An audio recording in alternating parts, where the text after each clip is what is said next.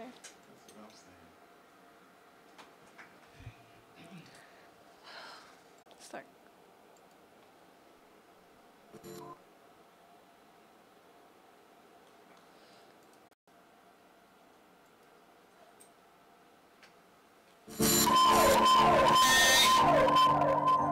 Yeah.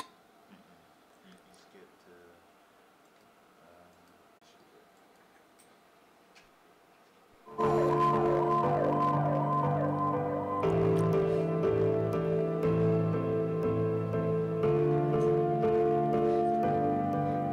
Good evening, and welcome to the evening chat with Schreiber like MacGyver, here with you every Friday at 6 p.m. And thank you for tuning in today.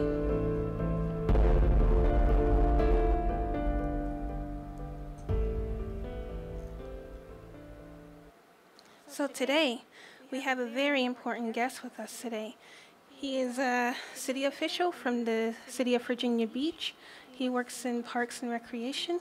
Can we please give a warm introduction for Mr. Jeff? And, How you doing, Shiver? I'm good, sir. What would you like to be called for this? Just Jeff's fine. Jeff? Yep. So thank you, Jeff, for being here today. And can you tell us where you're originally from? Well, I'm from Winston-Salem, North Carolina, but I grew up in Norfolk, Virginia, so I'm at home today. You're from North Carolina? I'm from Winston-Salem, North Carolina, but I grew up in Norfolk, Virginia, yeah. Okay. Yeah. That's really cool. I'm originally from North Carolina, and you could say I grew up elsewhere. And again, thank you for being on the show. Thanks for having me. So what university did you attend, and what did you study? I went to East Carolina University, and then I was there for about 3 years, and then I came out of school because I must have changed my major 3 or 4 times, and I had some surgery that I needed to do, so I came out for a couple of years, and when I returned to the University of North Carolina at Greensboro, so I ended up in Greensboro, North Carolina. Oh, that is nice. So, I majored in, I think you asked me that, I majored in, I ended up majoring in Parks and Recreation Administration, and I got a business minor. Wow. Yeah. So why did you want to go to ECU? ECU is known for being doctor, teacher school, medical. I think it was at one time when I graduated, which was a long time ago. It was probably, quite honestly, one of the only schools I could think about getting into. And I remember having to go to summer school before the summer before I was going in to take another algebra class so that I could get in. So. Nice. I think you sell yourself short of saying that you think that it was the only school you thought you could get into. Yeah. What a lot of people do nowadays is that they go to a community college and they get their grades up more, and then they take their I forget what they call it now. The classes you take before your major. I can't believe I forgot it. Well, I remember. Yeah, Electives. I remember the your core curriculum, but I don't remember what the. There were things that you had to take, like we called them general college. Oh, when I yeah, was in yes, school. sir. Yeah, we called them general college, and then your core curriculum was all about your major. So. Yeah. So yeah, that's what people do now. And nowadays, they go to the community college, take the core curriculums, and it's cheaper that way. They're close to home. They are able to work a full-time job. That's kind of like what I did before I went off to school. Before I went off to school, I worked in a factory, and then I went to community college and saved up enough money, then went off to school. So, like you said, you study Parks and Recreation and Business. What was important to you to study that? What influenced you? Well, I was an education major at one time. I was a theater major at one time. I was a business major at one time. I think what drew me into Parks and Recreation, it actually happened when I was in East Carolina, although I didn't take any classes in Parks and Rec when I was there, was I went out one morning with a friend who lived in the apartment across from me. He was a Parks and Recreation major, and he needed to grab as many folks as he could to go on a ropes course the next morning. So he and I had been out that night, and we went on a ropes course the next morning. Mm-hmm. And I just thought it was a great experience. I'd never done ropes before, so I did them, and I learned more about the major. And then when I went back to school 2 years later at UNCG, I had made the decision that that's what I wanted to do. So the ropes course, I remember I did the ropes course, and it's all about building trust and developing communication. Was that what influenced you about it? Yeah, it was all about the experience itself. One being out in nature, because the ropes course that I went on that day was way back in the woods, and it was a high ropes. And yeah, you're right. It was about building relationships and building trust, and doing things that could be considered risk-taking behavior, but it was to push yourself to go a little bit further than what you thought you could. And so I really enjoyed it, and I don't know that's not where I ended up necessarily, but I enjoyed it. I enjoyed thinking this could be something that I could do. I could teach if I majored in this, this field. So that's how I ended up there. Is that what influenced you to, like, for your job? Do you find factors of what you learned from the ropes course that help you with your job better? Yeah, I mean, I guess we all, to some extent, learn that we have to take risk in order to succeed. So yeah, I would say that's probably an influence for anyone. Man, that's a very scary thing to do. I can say from personal experience that taking risk it's kind of like, I guess, taking your first step in the deep end. Like, you're scared of having the fear knowing that you're going to drown without even giving yourself that chance. Yeah. So cool. Thank you. What were your influences when you were younger that inspired you to do what you do today? I grew up in the boys' club here in Norfolk, over on Azare Garden Road. And I remember going to the boys' club every weekend, and summers I was there probably every day. We took trips. We hung out in the gym. We, made new friends.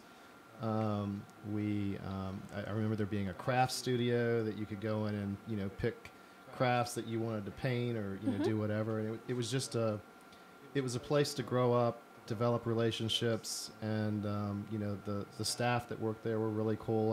I don't remember any of my counselors' names or any of that today, but I do remember, looking at those folks and thinking, this is kind of a cool guy, kind of thing. So I don't know that influenced me necessarily to do what I do today, but I do remember that. And I guess if I remember it being as old as I am, it must have had some kind of impact on me, So, and I like to think that we do that, in our recreation center as well.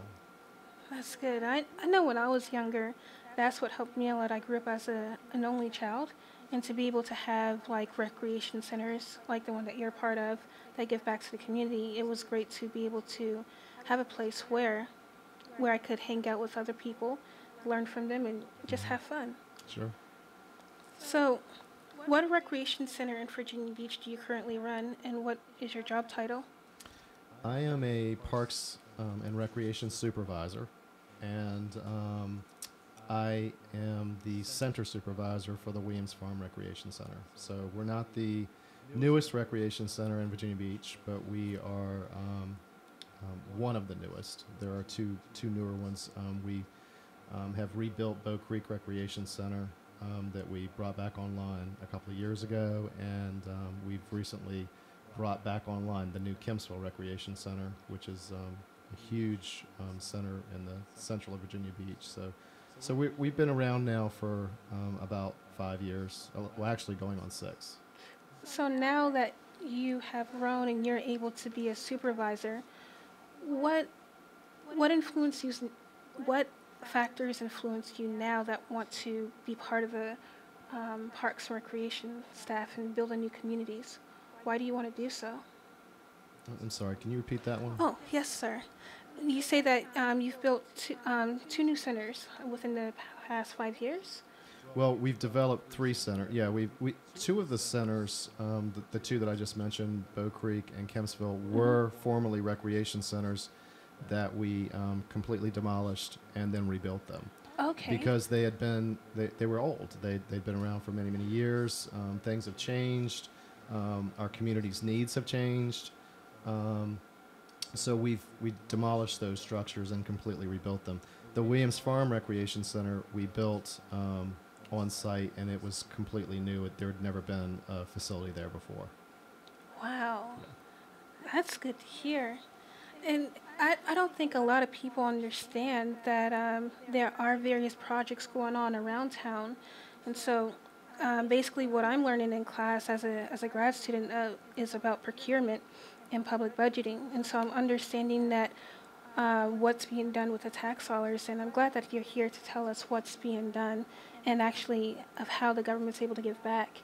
And that is something that I think I want to learn more about, because that's something later on in the future that I would like to do. And it's good to see. Do you think that the buildings are effective for its purpose and what it does for the community? Oh, absolutely. I mean, we get huge accolades from our public, and I think the majority of our citizens enjoy the facilities that our city, plans for and develops for them. We feel very fortunate in the city of Virginia Beach to have leadership that invests in as much as it does in recreation. And I think that it's safe to say that all of our staff in the Parks and Recreation Department are extremely proud of what we're able to accomplish. And it's even sometimes a little humbling to know that you're working in facilities much like this one that we're sitting in now, that that are so large and so full of life and vibrance. So I think we all feel very proud of that. Because that they're new facilities, is there a cost to use them, or they're just open to the public? Well, there's varying cost. Depends on whether you are a taxpayer, as you mentioned before. If you're a taxpayer and live in the city of Virginia Beach, there are rates for what we call residents, and then there are rates for non-residents as well. So I won't go into the details, but there are varying rates. So they're very competitive rates compared to other facilities that you could go for to gain the similar experience. I won't say that you'll gain the same experience as you would if you were coming to a Virginia Beach facility, but they're competitive rates. But when you use your facilities, it is what you make it. If you go there with a mindset or mentality that I just want to enjoy it for what it's worth, I think that it's safe to say that you'll have a great time, right? Sure. So, what do you and what is your influence in this city besides being a project supervisor and director? Do you consider that you have any other influence in the city?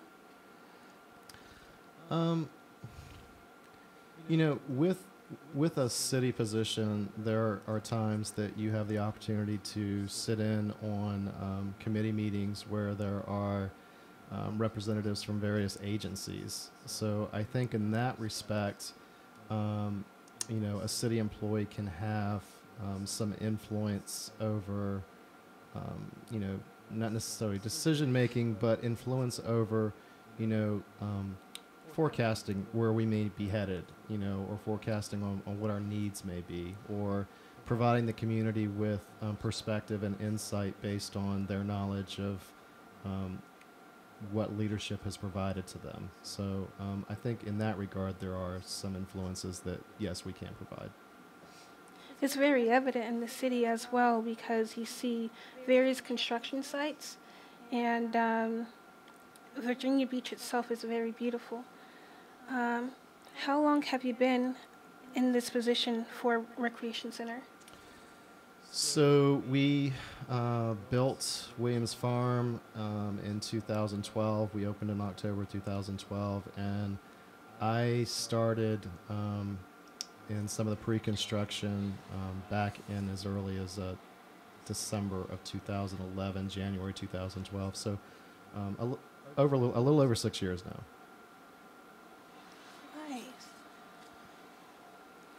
And for this position, I know I've asked it before, but it was about your job title. But for this position in particular, what influenced you to want to be in this position as the staff and director?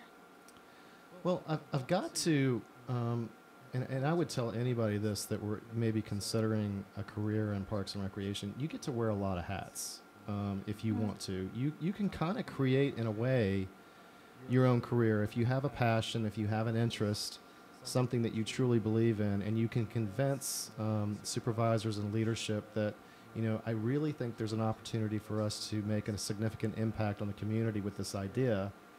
Our department's pretty progressive in allowing you to take that risk, take that challenge, and see if you can really turn it into something. Mm-hmm. So, over the years, I've been able to do a lot of different things. And one of the things was to manage the Virginia Beach Sportsplex. And from that experience, I really kind of developed a passion for facility management. So I think that's what really motivated me the most when I was looking at this opportunity to operate the Williams Farm Rec Center, to see if I enjoyed facility management so much at the Sportsplex that when this opportunity came up, I just kind of jumped at it. Wow. Tony. Let's see. Thank you. And can you tell me why Virginia Beach is important to you and why you chose the city of Virginia Beach as your career path? Well, I grew up in Norfolk, so I remember as a child, and I grew up in the Commonplace area over in Norfolk. But I remember as a child when I got into high school, I went to Booker T. Having friends that I had, or relationships that I had developed where, they lived at the beach. So a lot of my time was spent trying to get to the beach, So I just remember being so kind of enthralled with, what the beach was like that when I made the decision to come back from school, North Carolina, I actually had family that was living in Virginia Beach at that time. And that's where I ended up. And so I've been here for the past, 27 years, 28 years. You mentioned earlier about giving back to the community with the Williamsburg Center. Why is it so important to you that you want to give back to the community? Well, I think that, it doesn't really matter what you do, whether, you're an engineer in a radio station or you're interviewing something. I think we all ultimately want to feel like we're giving something back. We want to feel like what we're doing makes a difference. We want to feel like that we're making some type of impact. And we choose our careers based on that. I know that in this particular field, I can touch a lot of different lives. I can touch in one day. I can touch the life of a senior. I can touch the life of a teenager. I can touch the life of, an adolescent. And then there are certainly all my peers who I work with on a daily basis who can impact me and I can impact them. So I think it's in that regard, I guess, would be the giving back. Yeah, I think for me, it's the same way. That's why I wanted to study public administration myself because, yes, I've served in the Navy for 5 years and I was able to serve my country, but I wanted to be more local. I wanted to be able to give back to my local community. And I felt for me, the only way that I could be able to give back and be of service to my local community is by understanding the laws of the land. Because someone told me a long time ago that if you understand the rules of the game, then you know how it's played and how to better help people. And so that's my goal for public administration, to understand how the rules are made and what is behind what's being made, so that I can better help the community and the citizens that I try to impact. And hopefully most of my experiences have been mostly positive and impactful. And I think for me, that's what, for me, I have to ask myself a few questions like, why do I do, and for whom do I do it for?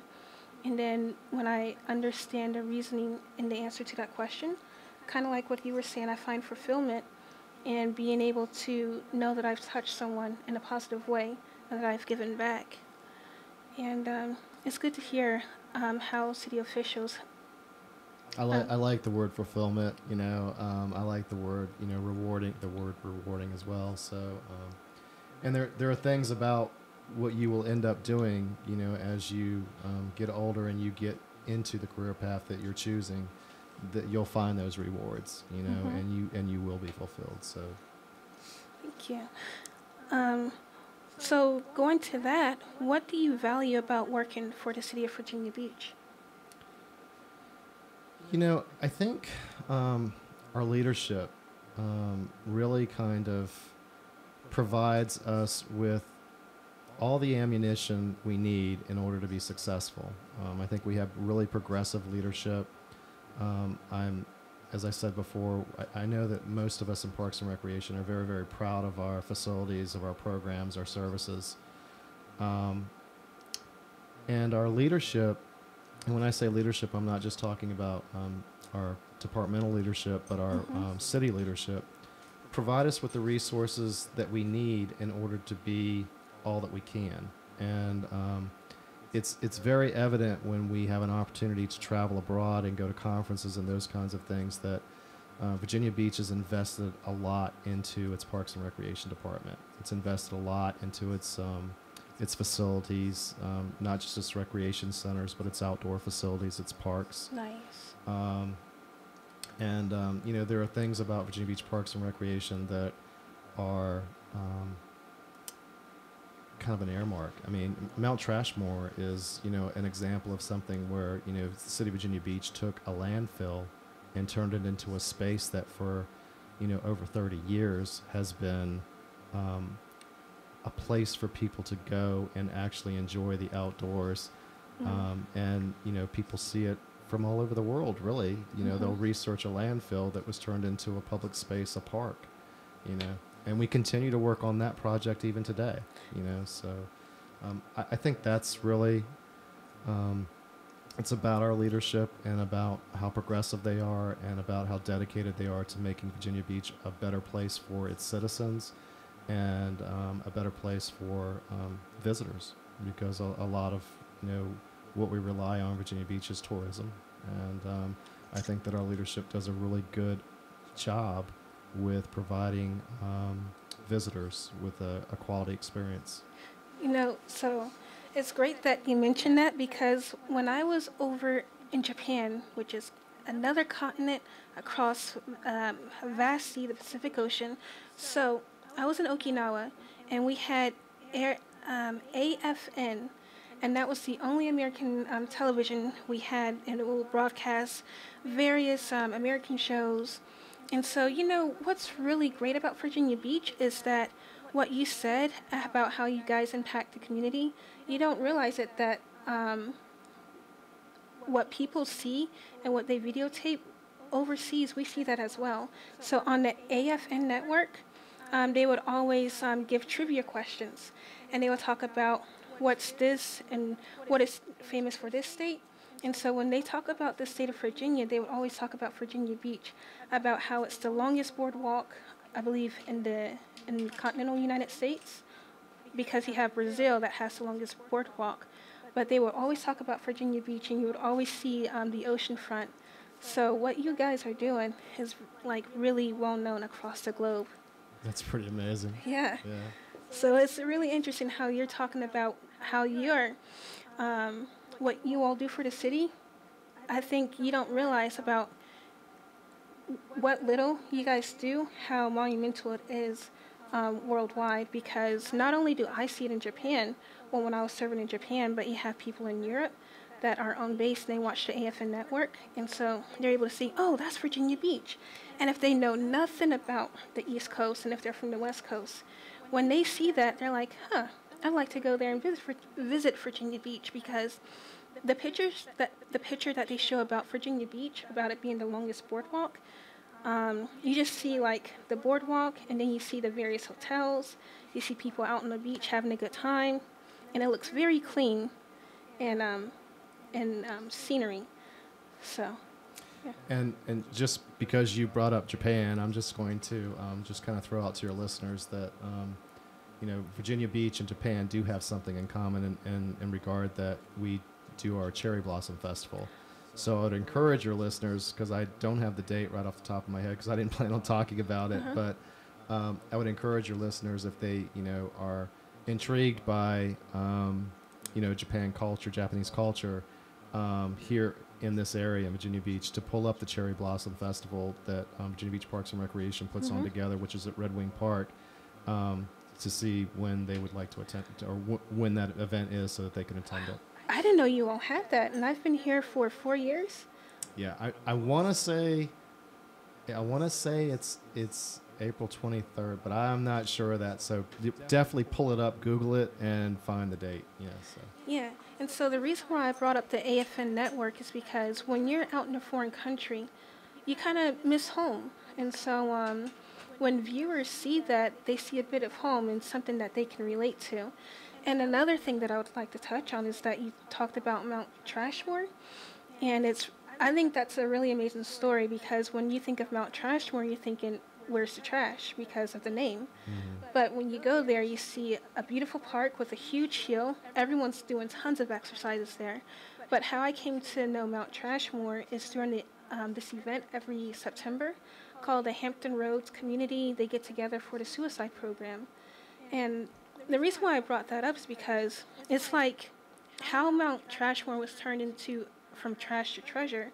I think that's why the event is held there, not only because of the beauty, but I think because it represents maybe people who feel suicidal, feel worthless, like trash, and that they try to give people a hope. So you took a thing, maybe you guys didn't see this, but you took something that was worthless and you turned it into something that was beautiful and people admire and treasure. And I think that's why they have that celebration of hope, so that it can give people a hope, like, hey, you don't have to take your life. You don't have to feel suicidal.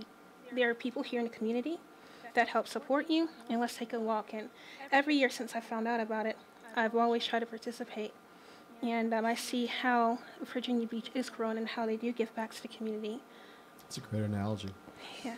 So with that being said, how do you all within the city go about going to various communities within Virginia Beach to renovate and to build up the community? I'm sorry, can you repeat that one? Yes, so there are various places in Virginia Beach. How do you all come up or get together as a group or a committee, and how do you all plan for which section of Virginia Beach that you're going to renovate? For example, you talked about the Williamsburg, how you took and rebuilt the building, and then your other buildings. Well, I think our citizens have a lot to do with what city leadership plans for. They certainly make their desires known through our surveys and other avenues that they have to speak to leadership. And then, of course, leadership, city council and our city manager constantly have their eye on, where are we going to benefit the most from the next project that we want to put together, and how is our community going to benefit from this project.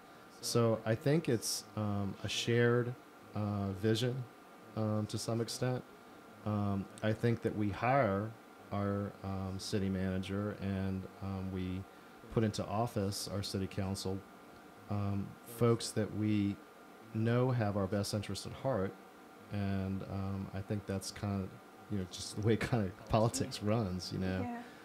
So those decisions aren't made in a vacuum, I think we share in all of that, but we do put people in place that are going to make quality decisions for us.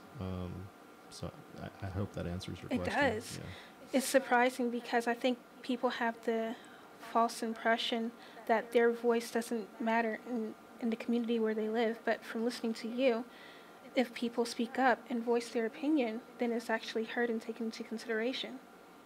Yeah, and I think that our leadership does a really good job of trying to make sure that it hears its citizenship and it is listening, and they provide them with multiple opportunities to share their vision. Wow.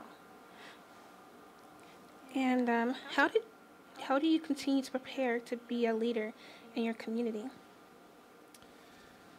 Well, again, I think it doesn't matter what field you're in. I think that, if you want to continually prepare yourself, make yourself relevant, then you're going to have to attend trainings. You're going to have to attend conferences. You're going to have to review literature. You're going to have to come to a higher education facility such as this one. It doesn't matter what your career path is. If you want to make an impact, you have to stay relevant. Mm-hmm. And the only way to stay relevant is to continually look at what the progression is in the industry that you've chosen. So a lot of times what happens for a lot of us is that the opportunities and the ability to afford training and those types of things are provided to us by our leadership to make sure that we are being progressive, to make sure that we are seeing a futuristic view and that we're gaining new perspective. So I hope that answers your question. It does, yeah. You mentioned earlier that you all go abroad to different conferences to learn from others. In the sense of going abroad, do you mean going out of the surrounding Hampton Roads area, or do you mean going off to other countries?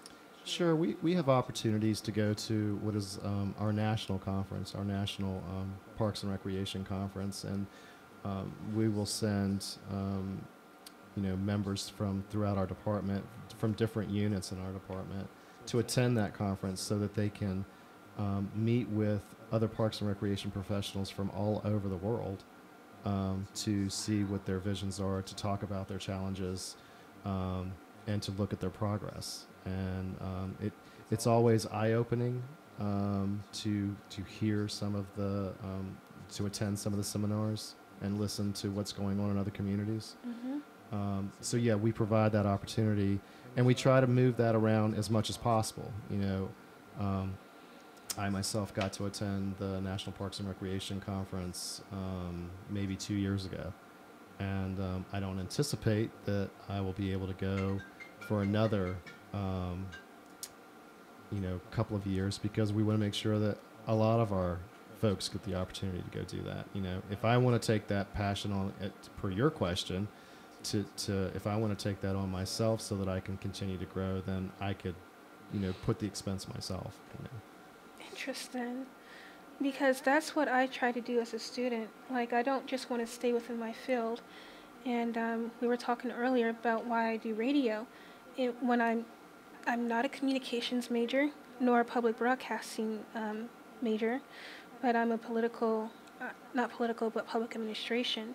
And it's kind of like I want to step out the box. I want to try and do something different by talking with various people to learn from them and to see what I can learn from them to apply to my own life, kind of like what you do at these conferences.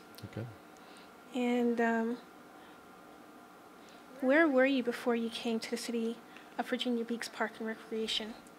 Well, I came to Virginia Beach pretty much straight out of school. So Okay. when I left Greensboro, North Carolina, when I was going to UNCG, I couldn't find a job. I was looking for one, and my uncle, who lives here now, invited me to come live here with him, and I did, and I've been here ever since. But I did work in Myrtle Beach, doing an internship, and I worked in Winston-Salem. But really, my entire career, my entire life, has been Parks and Recreation. It's either been Parks and Recreation or that internship experience, which was a private experience it was a private resort in South Carolina. So That's nice. yeah. So but Virginia Beach has been where I've been for the past, like I said earlier, about 27 years. Okay. I know that there are some programs that you wanted to talk about for our listeners. Do you want to share the programs you want to talk about? Yeah. I wanted to share that, our recreation centers are all broken into various units. We have an aquatic unit, we have a fitness unit, we have what's called a recreation services unit, And the programs in those various units are things that, when we get an opportunity like this one to come on and plug them, then we certainly want to. So at Williams Farm, and really at all of our recreation centers, we certainly want to plug our personal training opportunities. Folks that are out there looking for experience in becoming more fit will engage in our personal training opportunities, and there's a lot of ways you can do that. You can do it through an individual experience, which you're going to pay a little more for. You can do it through a partner experience, where you can have someone else with you so that they kind of defer some of the expense. It doesn't cost quite as much. And then we also offer a team experience where there's a lot of, it could be anywhere from 5 to 10 folks that are in the experience, which really reduces the cost. And still gives you the opportunity to get the benefit of the instruction from that personal trainer. You don't get the direct one-on-one, but you at least get the benefit of that personal trainer's experience and knowledge. Okay. Another program in fitness is a boot camp that we run at Williams Farm on Saturdays, and that is from 9:30 to 10:30 every Saturday, April through June. That is an outdoor experience. It's boot camp. It truly we're doing high intense exercise outside. So that was something. When I talked to my staff this morning, that was something that they wanted us to. Do you go to Mount Trashmore and hike that hill for that? No, everything for that particular boot camp is done at Williams Farm Recreation Center. And I heard the instructor earlier this morning. Talking to the folks that are signed up for that boot camp to let them know that even though we're looking at some torrential rain or snow or something tomorrow, we're still going to do it. We're just going to bring it inside. So. Can I ask a question about that? Is Sure. it going to be more like CrossFit when he does boot camp, like lifting heavy tires or just doing push-ups? That's really funny that you mentioned that, because one of the things when I was talking to the staff this morning about what they wanted us to plug, I said, so give me an example of something that you're doing in the boot camp, and they mentioned tire flipping. So and I know that we have 2 huge tires on site, actually for another event that we're doing Touch a Truck at Williams Farm. And so those tires came on site earlier this week, so I know that our personal trainers are looking at those tires, salivating, because they want to be able to utilize them in their boot camp. So, yeah. Get ready. Yep. And so, do you have any other? Well, I mean, if you wanted to talk about the teen programs, we could definitely do that. We have a really awesome teen specialist who operates our teen room. She's very dynamic. She's extremely good with our teens. She's been doing teen movie nights, which have gone over very, very well with them. The kids love to come in, eat the popcorn, watch the big screen. So good. those are something that goes over really well. We have a big basketball community at Williams Farm, and so anytime we present any opportunity for our teenagers or our youth to engage in a shootout or a 3-on-3 or anything like that, they're all about it. So we have those opportunities as well. There's a teen cooking program that we'll be doing this summer. Nice. That we want to plug that as well. And then there's the same young lady. She does teen trips. She'll take young girls and young boys. In fact, I think she brought them to this studio last summer. Yeah, I think she brought them here, and they got to see what it was like to be in a studio kind of thing. So, and then there's our teen media studio, which I think you're going to want to talk about a little bit later. So, Yes, sir. Yeah. So this is how you're able to impact young, old, and everyone in between. Sure. And if our Forever Young Center is a program that is for our seniors. Okay. I like the name Forever Young. It's Forever Young, and it happens at Mondays and Wednesdays at Williams Farm, but every one of our recreation centers has a Forever Young program. Okay. And then, as an experience for adults, there's, a lot of our adults need Parks and Recreation to provide child care. So our early childhood programs that are in our recreation centers are hugely beneficial to the community in that regard. And it's something that we've really grown over the years at Williams Farm. our early childhood program has grown every year. So, and That's- we have great staff. So, That's what my mom utilized. So after school, like when I lived in Fayetteville, there's this recreation center right next to the school. So after school, I would just walk over to recreation center till my mom would get off work. And so you're right, they do provide great childcare. sure, sure. And you mentioned teens, and then you have boot camp facilities. Within the next 10 minutes, we have about 10 minutes left for the show. Is there anything else you'd like to talk about for the Williams-Farm, or is that it? From the Williams Farm Rec Center. For Williams-Farm. Well, there is an all-night rad party that we're plugging. Okay. We don't know if it's gonna happen or not, but we're really trying to make it happen. And one of our staff at Williams Farm, who's extremely energetic, has put a lot of time into it, and we're really proud of him. And the all-night rad party, we used to do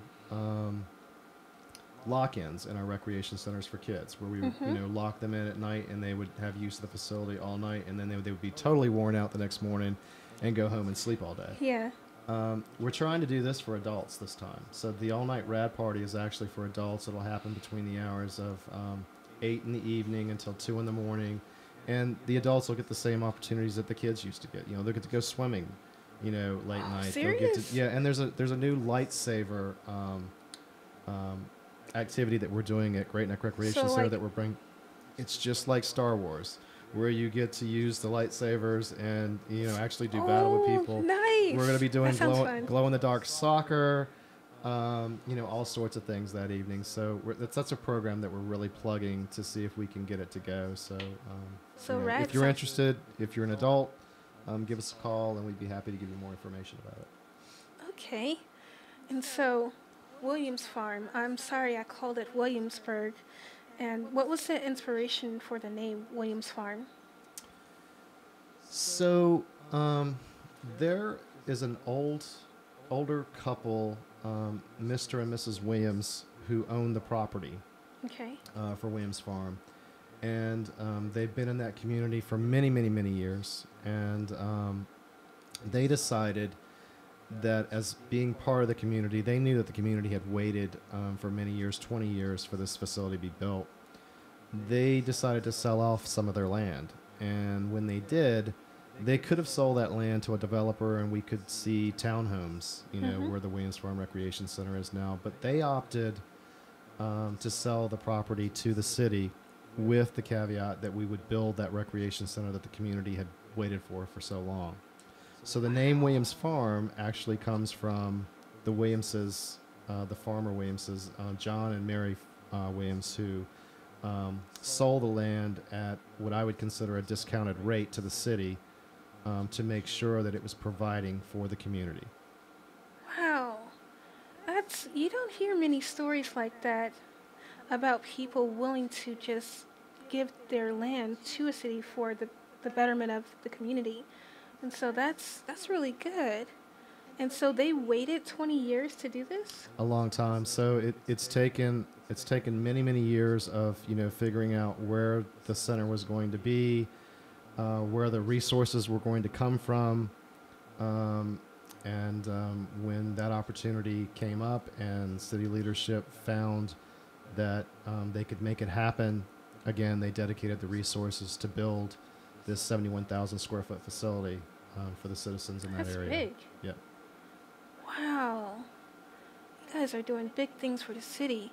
And it's not necessarily big things. It's just small, simple things that have a huge impact on those you serve. And have about 2 minutes.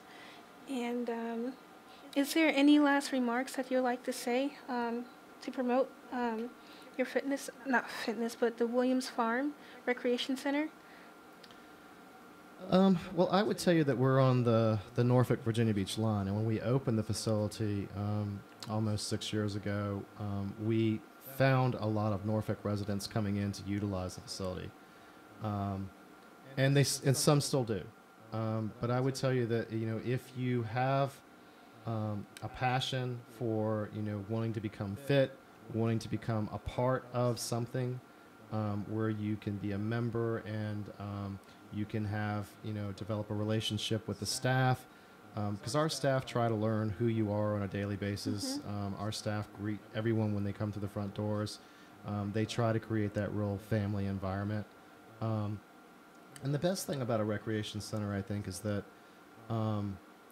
it provides you with that opportunity that you need to make yourself feel better. If you feel fit and you feel like you've done something that's, that's made you better than what you were 10 minutes ago, then it impacts you not only at that time, but it impacts you in other things that you do in life. And the other thing that I would want to mention to you is that the Williams Farm Recreation Center has a media studio, and we are very much involved in making the media studio a part of our teenagers' lives. So we've just today announced that we've hired new staff. It's an environment similar to this where we have two video editing stations. We have an audio mixing station. The producer of your show is a former employee of ours who still volunteers with us. And we have this available, and so we're doing everything we can to make that a part of our teenagers' lives, to introduce them to media-related technology. Wow. And we're looking for, even greater things in the future from that studio. So. Nice. It's good to hear of how you're giving the teenagers another option to do things and to be productive with their talents, their arts, and their skills. And I think by having this studio and having this recreation center, it gives them an outlet. Maybe you don't know what's going on at home, but to provide that outlet, that space to where they can be creative, or not even be creative, have fun, play basketball, swim. I think that's really great, and it impacts the community in a much positive way. And I think it helps inspire and an inspiration in the people to be something that's better than themselves. And like with the programs you mentioned, the boot camp, where you help people to get in shape, and then you have the RAD, the adults program, and then the Forever Young. And one more question I'd like to ask before we go is, you've mentioned all these programs and about benefiting someone, not only just for the present, but for the future. Do you also have health seminars on teaching people how to eat right or eat healthy? Yeah, sure. Our fitness team and really through those personal training opportunities do a really good job at providing nutrition segments for people. And then in the Forever Young Center, we're constantly providing nutrition segments for our folks to better understand how they can engage in healthier choices. So yeah, we provide those as much as we can. And then we even have, as part of our Forever Young Center, the CVAMP program, where they come in and feed our seniors lunch during those 2 days, that to make sure that those 2 lunches are healthy, and encourage those seniors to continue on with those healthy choices. Wow. And so you not only impact people for the present, but for the future, and you teach them how to continue with this healthy lifestyle. Sure. Well, thank you so much for your time. Thank you. And can I play the Going Away? And so Tony's going to provide a rap for us for our background music. Okay. And so let's see. So before we go, I would like to say thank you for your time. Thank you for telling us more about how your talents help impact the community, and what you actually do, and how inspiring it is. Thanks again for having me. And let's see. Ready? Here we go.